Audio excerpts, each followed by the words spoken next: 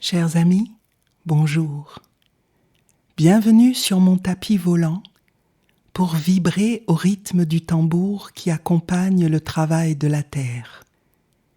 À son appel, se rassemblent les femmes et les hommes qui aiment et connaissent la terre, leur terre. Ils en savent le moindre battement qui résonne en eux telle la vie même. Que grondent les écrits de Suzanne Césaire et de Jacques Roumain, vibrants comme des tambours, qui donnent la force de planter, sans faillir, les semences de la vie nouvelle. Jacques Roumain, écrivain, journaliste, poète, ethnologue haïtien, dont nous avons parcouru la biographie dans l'épisode précédent intitulé « Osons crier », est l'auteur d'un roman majeur, Gouverneur de la Rosée, paru en décembre 1944, après sa mort, et traduit en 17 langues. Roumain, admirateur et ami de l'écrivain noir américain Langston Hughes, comme du poète cubain Nicolas Guillen, possède une grande culture littéraire. En tant qu'écrivain, il est considéré comme un témoin accusateur de son époque et un critique féroce des fils de bourgeois et intellectuels qu'il représente avec mépris comme des fantoches, titre de l'une de ses nouvelles, acharnés à vivre une vie à la mode parisienne qui leur est totalement étrangère. L'on dit aussi de son écriture qu'elle est une peinture de la misère intime de la jeunesse haïtienne, meurtrie et retenue dans son évolution par une imbécilité bourgeoise alliée à des préjugés stupides. Roumain est celui qui exhibe les bassesses comme la laideur de la société haïtienne, à travers des écrits de fiction tels que La proie et l'ombre, La montagne ensorcelée, Les fantoches ou encore Mon ami Alcibiade.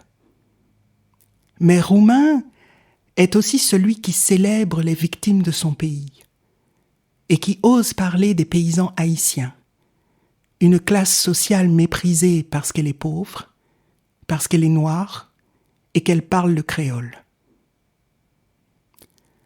Roumain déclare « Ces paysans noirs, travailleurs acharnés, dont il suffirait de citer le titre magnifique qu'ils se décernent à eux-mêmes, gouverneurs de la rosée, pour définir leur dénuement et l'orgueil qu'ils éprouvent de leur destin. Gouverneur de la rosée est le fruit de l'observation minutieuse des peuples de la campagne, menée par Roumain l'ethnologue, qui dirigea le bureau d'ethnologie de la République d'Haïti, créé en 1941. Ce roman est aussi l'expression des idées politiques, idées de justice sociale de Jacques Roumain, qui en 1934 fonde le Parti communiste haïtien, après avoir déclaré « Je suis communiste, aucune puissance au monde ne peut m'enlever ce droit ». Gouverneur de la Rosée, une œuvre qui réhabilite et célèbre les origines africaines du peuple haïtien, sa culture vaudou et son tambour vaudouesque que Roumain définit comme « la voix de ma race ». Dans le passage que nous allons lire, vous allez entendre le mot haïtien « kumbit » qui désigne le travail agricole collectif, l'équivalent en créole martiniquais du mot « la sauté ». Le simidor Antoine passait en travers de ses épaules la bandoulière du tambour. Bien-Aimé prenait sa place de commandement devant la rangée de ses hommes. Le simidor préludait par un bref battement, puis le rythme crépitait sous ses doigts. D'un élan unanime, il levait les houes haut en l'air. Un éclair de lumière en frappait le fer. Il brandissait, une seconde, un arc de soleil. La voix du simidor montait rauque et forte. « Ah, t'es !» D'un seul coup, les houes s'abattaient avec un choc sourd, attaquant le pelage malsain de la terre. « Femme la dit mouché, pinga, ou touchez moins, pingae.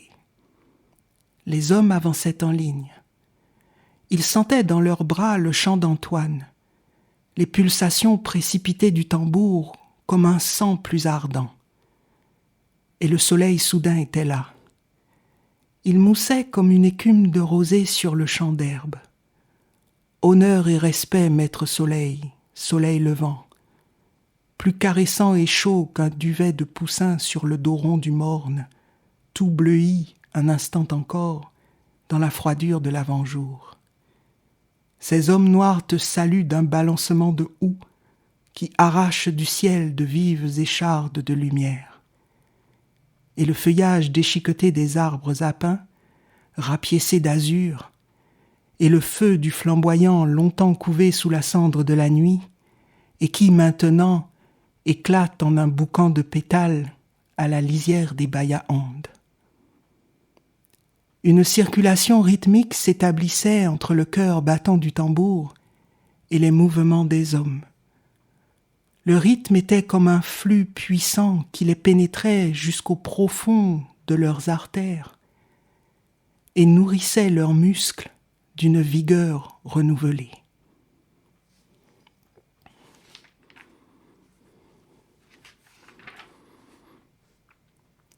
Ce que nous sommes ? Si c'est une question, je vais te répondre. Eh bien, nous sommes ce pays, et il n'est rien sans nous, rien du tout. Qui est-ce qui plante ? Qui est-ce qui arrose ? Qui est-ce qui récolte ? Le café, le coton, le riz, la canne, le cacao, le maïs, les bananes, les vivres et tous les fruits ? Si ce n'est pas nous, qui les fera pousser ? Et avec ça, nous sommes pauvres, c'est vrai. Nous sommes malheureux, c'est vrai. Nous sommes misérables, c'est vrai. Mais sais-tu pourquoi, frère ? À cause de notre ignorance. Nous ne savons pas encore que nous sommes une force, une seule force. Tous les habitants, tous les nègres des plaines et des mornes réunis.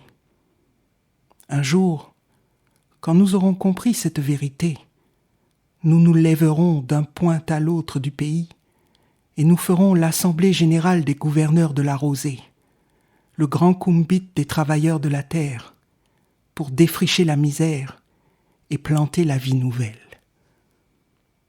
Fin du passage. Le tambour est force de vie. C'est lui qui donne aux travailleurs de la terre énergie, puissance et vigueur pour surmonter les fatigues comme les douleurs de l'existence et pour continuer à lutter. Les battements du tambour sont le cœur battant et le sang ardent des peuples des mornes. Son rythme puissant les éveille à eux-mêmes, au plus profond d'eux-mêmes, se confondant avec les mouvements de la vie même.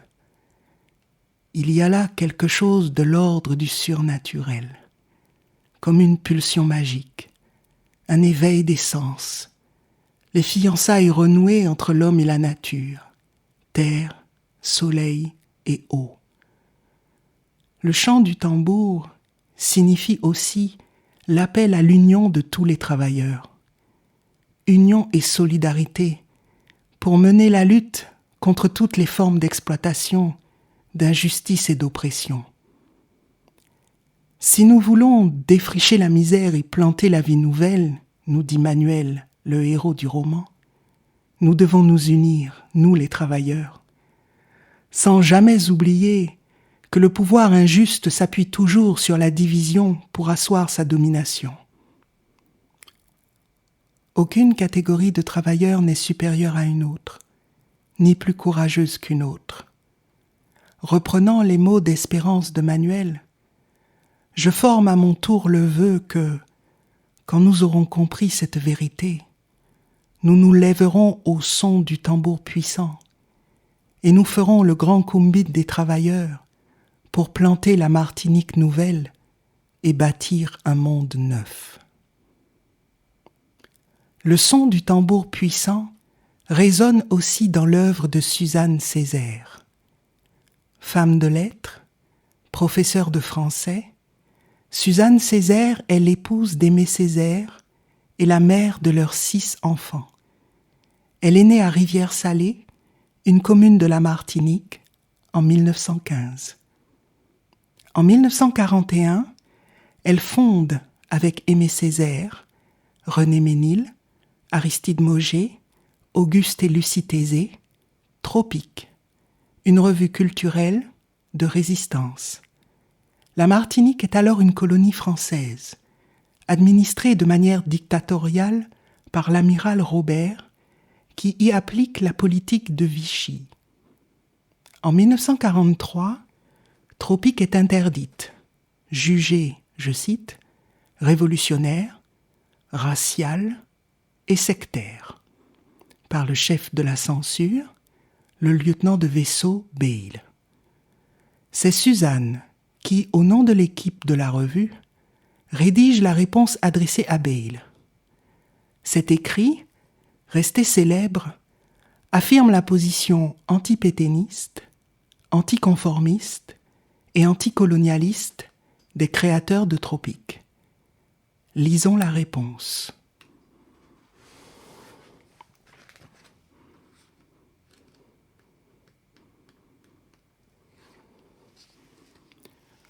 Monsieur, nous avons reçu votre réquisitoire contre Tropique. Raciste, sectaire, révolutionnaire, ingrat et traître à la patrie, empoisonneur d'âme, aucune de ces épithètes ne nous répugne essentiellement. Empoisonneur d'âme, comme Racine, au dire des messieurs de Port-Royal. Ingrats et traîtres à notre si bonne patrie, comme Zola, au dire de la presse réactionnaire. Révolutionnaire, comme l'Hugo des Châtiments. Sectaire, passionnément, comme Rimbaud et Lautréamont. Raciste, oui, du racisme de Toussaint Louverture, de Claude Mackay et de Langston Hughes, contre celui de Drummond et d'Hitler. Pour ce qui est du reste, n'attendez de nous ni plaidoyer, ni vaine récrimination, ni discussion même. Nous ne parlons pas le même langage. Signé Aimé Césaire, Suzanne Césaire, Georges Gracian, Aristide Mauger, René Ménil, Lucie Thésée, Fort-de-France, le 12 mai 1943. Suzanne Césaire est une femme de gauche avancée, farouchement anticolonialiste. Elle adhère au Parti communiste en 1945 avec son époux Aimé Césaire, qui vient d'être élu maire de Fort-de-France. Militante active, membre de l'Union des femmes de France, elle organise des spectacles pour les sections locales du Parti communiste et distribue le dimanche le journal L'Humanité. Mais Suzanne se lasse très vite de la tutelle du parti. Son influence est déterminante au moment où Aimé Césaire rédige la lettre à Maurice Thorez, par laquelle il démissionne du Parti communiste en 1956. L'œuvre de Suzanne Césaire est très brève, en grande partie parce qu'elle n'a jamais cessé de travailler tout en élevant ses 6 enfants. Elle décède en 1966 à l'âge de 51 ans. Le Grand Camouflage, le dernier texte de Suzanne Césaire et le plus abouti, paraît en 1945 dans l'ultime numéro de la revue Tropique. L'on retiendra aussi son incisive critique du doudouisme et sa conception de la poésie martiniquaise, développée dans un article intitulé « Misère d'une poésie » John Antoine No, dont je vous livre ici un extrait.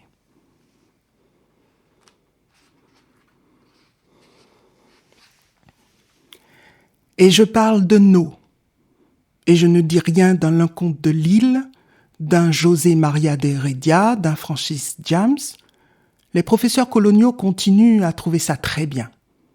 Pauvre nigo. Allons. La vraie poésie est ailleurs. Loin des rimes, des complaintes, des alizés, des perroquets. Bambou, nous décrétons la mort de la littérature doudou. Et zut à l'hibiscus, à la frangipane, au bougainvillier. La poésie martiniquaise sera cannibale ou ne sera pas.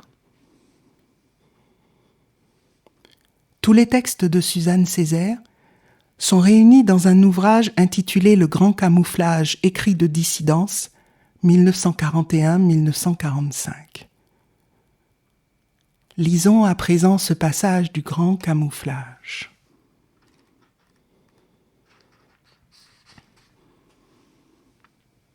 Ici, entre les mornes lisses de vent, fond Jean libre.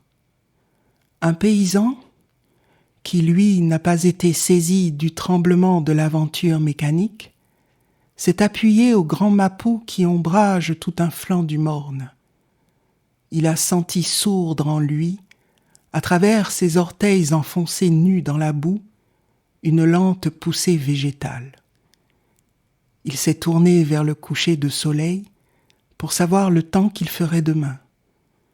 Les rouges orangés lui ont indiqué que le temps de planter était proche.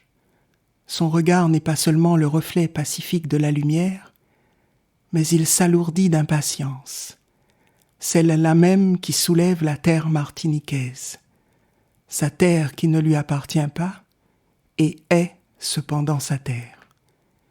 Il sait que c'est avec eux, les travailleurs, qu'elle a partie liée, et non avec le béquet ou le mulâtre. Et quand brusquement, dans la nuit caraïbe toute pavoisée d'amour et de silence, éclate un appel de tambour, les nègres s'apprêtent à répondre aux désirs de la terre et de la danse. Mais les propriétaires s'enferment dans leurs belles maisons, et derrière leurs toiles métalliques, ils sont, sous la lumière électrique, semblables à des papillons pâles pris au piège. Autour d'eux, la nuit tropicale se gonfle de rythme. Les hanches de Bergilde ont pris au roulis monté des abîmes au flanc des volcans leur allure de cataclysme. Et c'est l'Afrique elle-même qui, par-delà l'Atlantique et les siècles d'avant les négriers, dédie à ses enfants antillais le regard de convoitise solaire qu'échangent les danseurs. Leurs cris clament à voix rauque et large que l'Afrique est là, présente, qu'elle attend, immensément vierge malgré la colonisation, houleuse, dévoreuse de blanc. Et sur ces visages constamment baignés des effluves marins proches des îles, sur ces terres limitées, petites, entourées d'eau comme de grands fossés infranchissables, passe le vent énorme venu d'un continent. Antilles-Afrique, grâce au tambour, la nostalgie des espaces terrestres vit dans ces cœurs d'insulaires. Qui comblera cette nostalgie?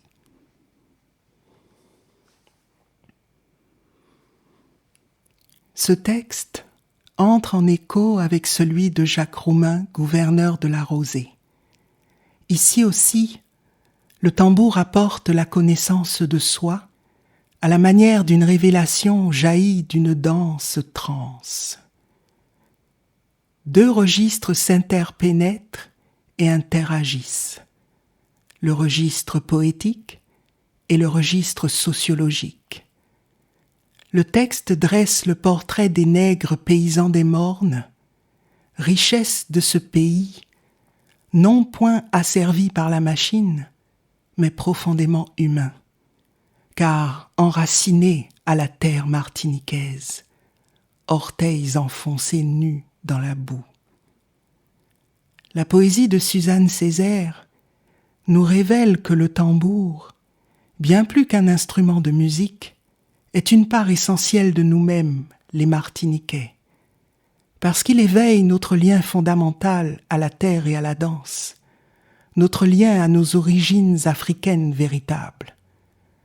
Le tambour réunit les travailleurs et unit le nègre à lui-même, en le ramenant à ses fondations authentiques, son être profond et essentiel, c'est-à-dire son identité. Que gronde le tambour pour raviver en nous l'élan de la vie.